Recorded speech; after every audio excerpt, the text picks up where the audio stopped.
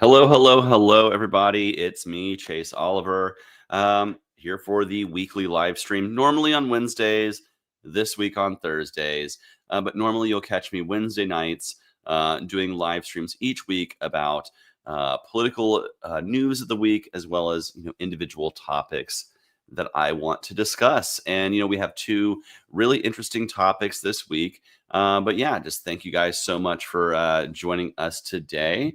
Make sure you share this, whatever platform you're watching on. Hello to you, Vinny. Hello, everybody else who's out there watching tonight. I had to pause your game for this. Awesome. Well, hey, you know what? We appreciate you pausing for little old me as we talk about some of the political news of the week. I put out a poll on X a few weeks ago as to what would be a good topic for discussion. I put up 4 choices, and the one that won was separation of powers, which I honestly thought, that was just kind of a choice that I put in there, not thinking it was going to win.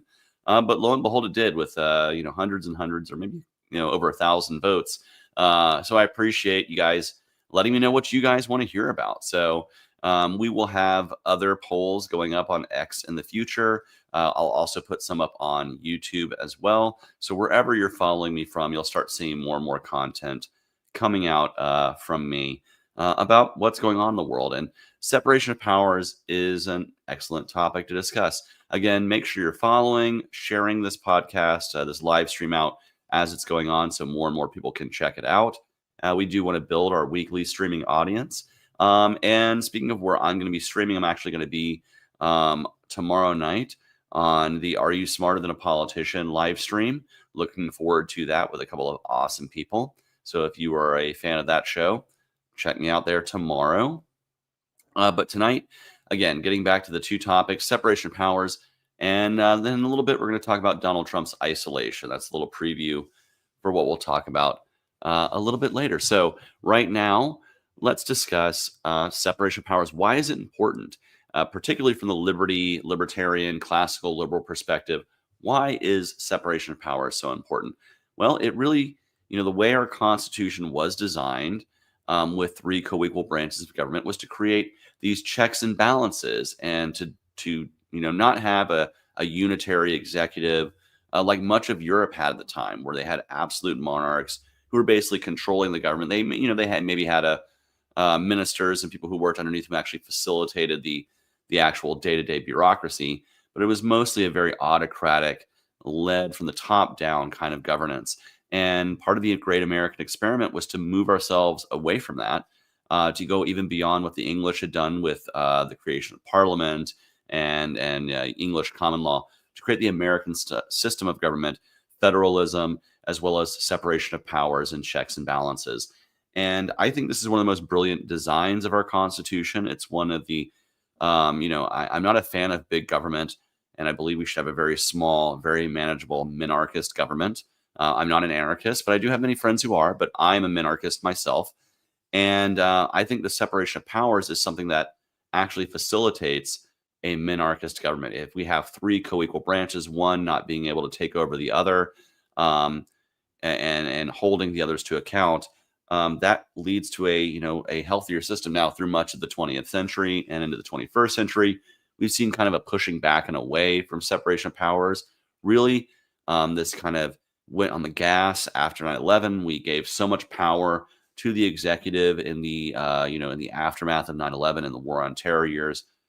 And now what we're seeing is a real throwing even more gas on the fire of violation of separation of powers. All right. Excellent question here in the comics from Building Fins Up. What exactly is a minarchist?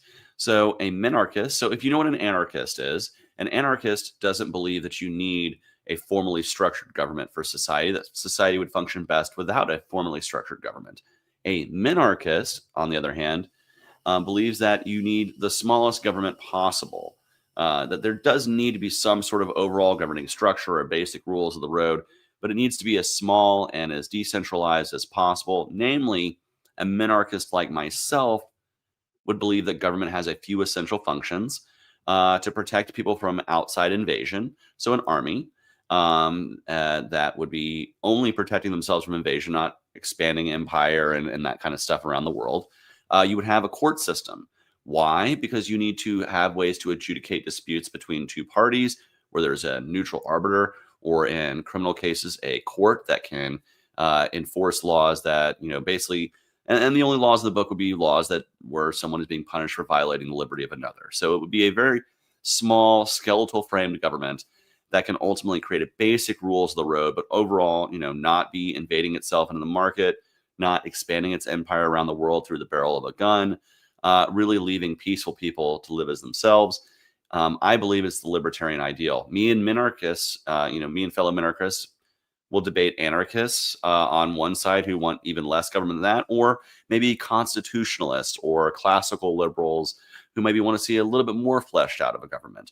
All of those are, to me, under the libertarian umbrella, basically wanting a smaller, less intrusive, less abusive government. So I hope that, thank you. You said it makes sense. Thank you very much. So that is what I am as a minarchist. So separation of powers is very important to me because I want government to not be overly strong, overly broad, and overly powerful.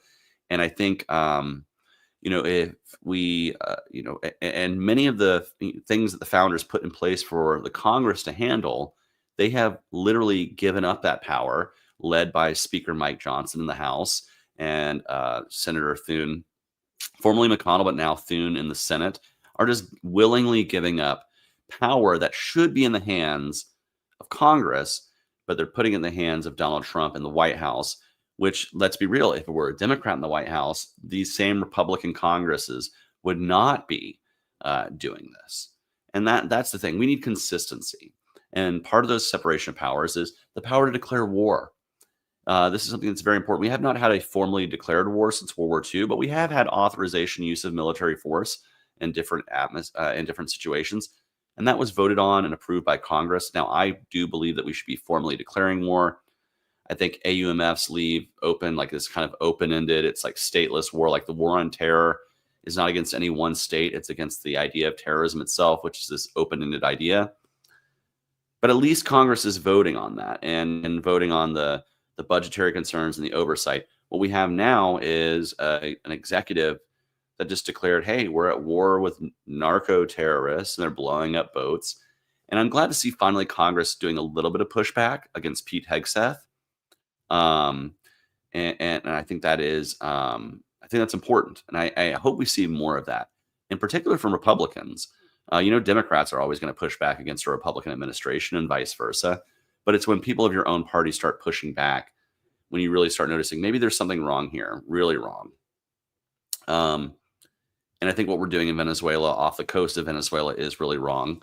And we need Congress to man up and take that power back to themselves, away from the executive, and really investigate and check the White House for what's going on.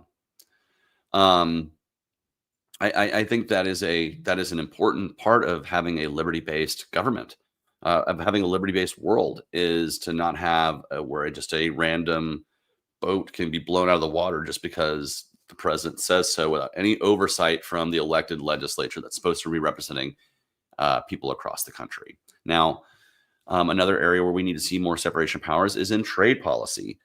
Again, Mike Johnson and the House Republicans and John Thune, the Senate Republicans, have just made up this support for a trade emergency out of thin air. There wasn't a trade emergency the last day of Joe Biden's, but the first day of Donald Trump, there's a trade emergency. We have to now just allow Donald Trump to just impose these tariffs, which are a tax on every single American. China does not pay the tariffs. These other foreign countries don't pay the tariffs. It's when we bring them into the country, it's the importers that pay the tariffs, and those are American businesses. And what's an American business going to do when the cost of business goes up due to government fees and taxation? Well, they're going to pass that along to you. This is why it's important, by the way, for Democrats who think that they can just tax businesses and millionaires and billionaires. That doesn't work, because what they eventually do is they just pass the tax on down the line to the end user, which is you, the consumer. You tax a business a bunch of money. Well, watch as that product gets more expensive. Excuse me. I got a bit of a cough today. Sorry if I'm wheezing, if you can hear that. It's been a long day. What do I think Chipster5 says, "What do I think of the Democrat Tea Party? Wasn't aware a Democrat Tea Party existed. I don't know what that is. So, what do I think of it? I don't know anything about it. Um, I hate how our rights are getting ignored and people don't care because they listen to BS media instead of opening their eyes. Well, that is one of the things we have to actually condition on people. I'll tell you one of my favorite classes I took in school, and this was even in public school. So I'm not, while I support school choice and everything, I actually went to public school, and I had a teacher who developed a curriculum, and it was for a class called Contemporary Issues. And every day that I walked into my classroom, there was a copy of the Atlanta Journal-Constitution, our local paper, and the Wall Street Journal. And what we had to do is learn how to dissect news and understand news, identify biases, and properly dissect media to understand what's going on in our world and be able to explain it intelligently with one another. Probably the best class I ever took in school. And I wish more students had the opportunity to do that. But you know what? As parents out there, that's what we need to be teaching our kids a lot, especially online, is how to find verified information and not just bullshit that somebody throws out there because they have a website and they can just type bullshit into the air. And that is, that's something that we have to be better at, as individuals ourselves. And then, of course, if we're raising kids, we need to teach our kids media literacy. But that was like the best class I ever had. Shout out to Coach Lenny Howard. I don't know if he's still around these days. He was, this was back when I was in high school over 20 years ago, right? So, but shout out to Lenny Howard if you're out there. Thank you for making an awesome class that taught me how to read and dissect news and properly understand when you can identify bias. So back to separation of powers, though. We're in this trade emergency, and what is it doing? It's not really. It's not really a trade emergency. All it's doing is giving Trump the power just to arbitrarily throw tariff levers wherever he wants to. And what that really creates is uncertainty in the marketplace. So even if you remove the tariffs, like, oh, I'm going to put the tariffs on, but I'm going to take the tariffs off, and I'm going to put the tariffs on, what does that do? That creates uncertainty in the marketplace. So businesses are just going to build in the cost of tariffs, even if they're not there, because they could magically appear at any one moment when Trump has a late night scree on Truth Social and decides, he got pissed off at Brazil, and so now he's taxing Brazil, or he got upset at China, so he's taxing China more with tariffs. Or that's what he says, but he's not actually taxing those foreign countries with tariffs. He's just making anything that we import, which is a lot of components that build things in American businesses, making those more expensive. And I'm hoping the American people wake up to this and do demand that Congress act in its constitutional role to stop this. They could stop it tomorrow. It doesn't take that many Republicans to join the Democrats and stop this. It just requires them to grow a spine. And we're actually seeing members of the Republican Party really separating themselves from MAGA and starting to see this kind of internal civil war with both Donald Trump and the Republican leadership in the House. We're seeing it from Marjorie Taylor Greene announcing her resignation very publicly, saying it's because the president attacked her, even though she supported him. And this leads me right into my next topic, which is the isolation of Donald Trump. I think anybody can see that there's been a really huge difference between Trump's first term, his 4 years out of power, and then what he's doing right now. And I think much of what we're seeing that's angering people like Marjorie Taylor Greene, especially in her resignation letter, she explained a lot of why she was resigning, why she felt like she was being betrayed by the president, why she felt like she was staying true to his message and he was straying from it, is because of what Donald Trump's been doing. In this first term, Donald Trump, almost immediately after being elected and being sworn into office, was going out and having rallies and running for re-election and running to help, candidates in the midterms, which, typically you lose seats in the midterms. He did in 2018 as well, but he was at least out there campaigning, going to rallies, seeing the public and hearing the public. One of the things he used to do all the time when he would do rallies is be like, do you like option A or option B? He would literally test poll things to like his most his most devoted fan base, the people who are coming out to his rallies. And in this term, he's not really done that. Most of that is because he's getting older. He doesn't have the energy, Donald Trump. He doesn't have the energy to do that. And this comes from being now the oldest.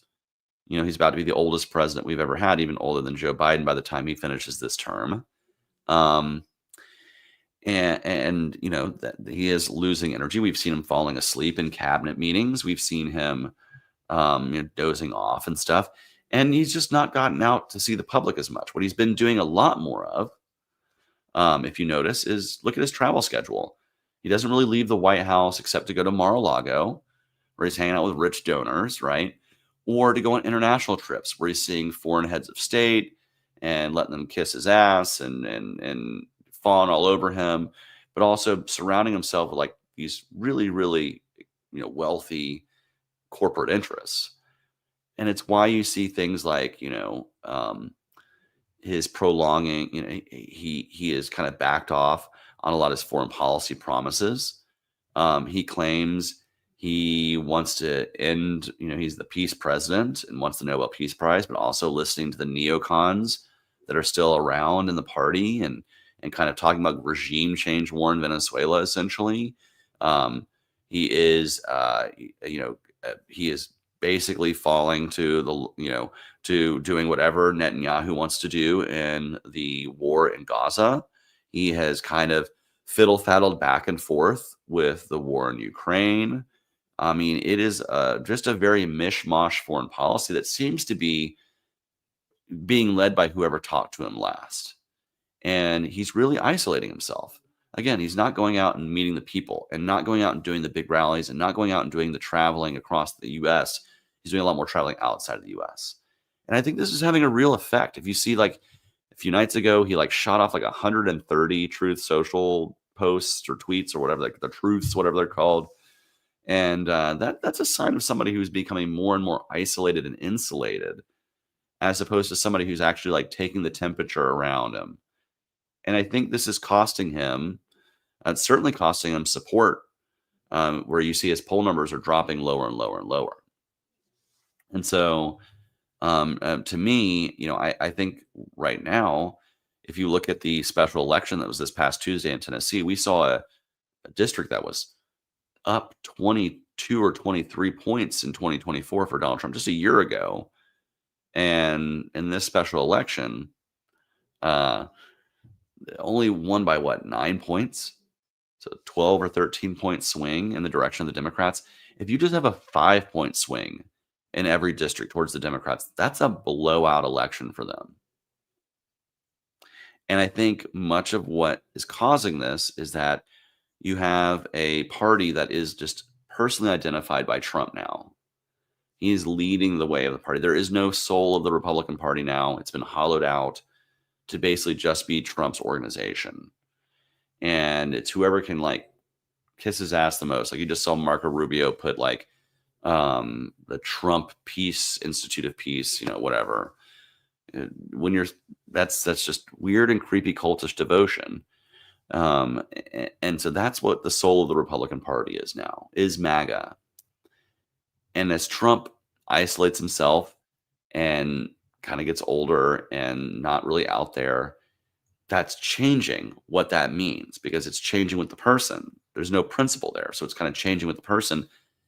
And they're having to like follow suit.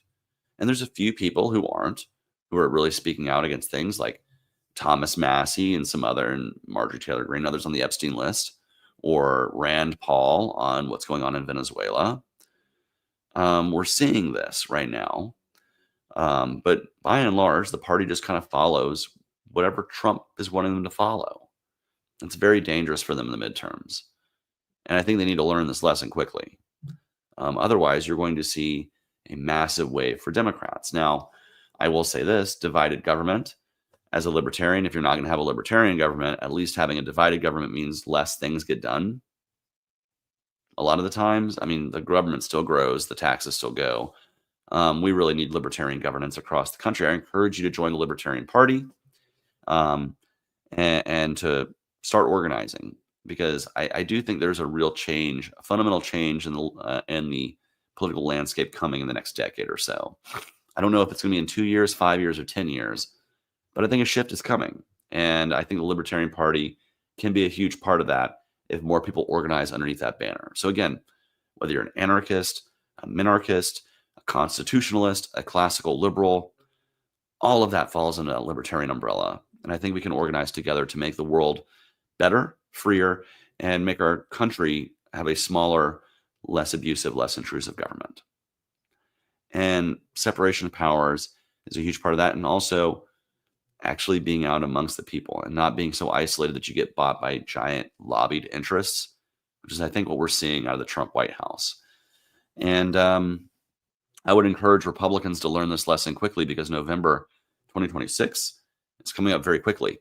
And if they get blown out, Trump becomes a lame duck immediately. He'll have no power. And maybe that's what we need, is divided government, right? Because much of what Trump has done has been very anti-liberty, and maybe he deserves to lose. Honestly, for putting ICE on our streets, for blowing up the debt and deficit. I mean, we had a $900 billion increase. I mean, the debt is just increasing at a rate that's unsustainable. And this funding of ICE, ICE is now like so well. It's crazy how much money we've poured into this one organization that is just devoted to traveling across the country and abusing people, which we see over and over again. So maybe he deserves to lose. Maybe the Republicans won't learn the lesson. And if they don't, it's their fault. If they keep these tariffs up and keep the cost of living increasing the way they have, that's going to be their head on election day. And that leads me to my last thing, which is I'm going to continue to talk about affordability. Trump says it's a Democrat hoax. I think that is a stupid way to think about it, because he called himself the affordability president when he was running for president. I think libertarians have a great lane here to talk about how to make life more affordable for people without using big government programs. And I'm going to continue to push that message forward. And I encourage each and every one of you to push that message forward with me by joining the Libertarian Party. We have actual solutions that are rooted in principled policy that are not a cult of personality. Trust me, if you've ever met libertarians, you know they really don't have a cult of personality. In fact, they almost like making fun of their leaders and their standard bearers as much as they do any other politician, because all politicians at the end of the day are, politicians. And I say this as an ex-candidate for president. So I just want to say thank you guys for joining. The live stream is going to be a little shorter tonight. It will be longer next week. I'm going to hopefully be able to do this next week. It depends on the Wi-Fi in my hotel room, because I'm going to be traveling. You won't see this lovely background of all my autographed photos of mostly Star Trek actors behind me. You won't hear these dulcet tones also while my cat is snoring 10 feet away from me. I will be in Virginia, but on the way up, I will be doing a stop. So tomorrow night, check me out on the Are You Smarter Than a Politician podcast. It'll be live streamed on all the platforms. If you haven't seen that show, check it out. I'm also going to be in Chattanooga on Sunday. Or no, not Chattanooga, Knoxville, Tennessee on Sunday night. Check that out as well. And I will be in Chattanooga on the way back, and I'll highlight that one a little bit more next week. But I look forward to meeting some Tennessee libertarians on my way up to Virginia and on my way back. And I look forward to seeing you guys next Wednesday on the live stream. Don't be strangers. And we'll discuss something else fun, as well as some current events and current news. So have a great night. Peace, love, and liberty. And yeah, I'll see you soon. Good night.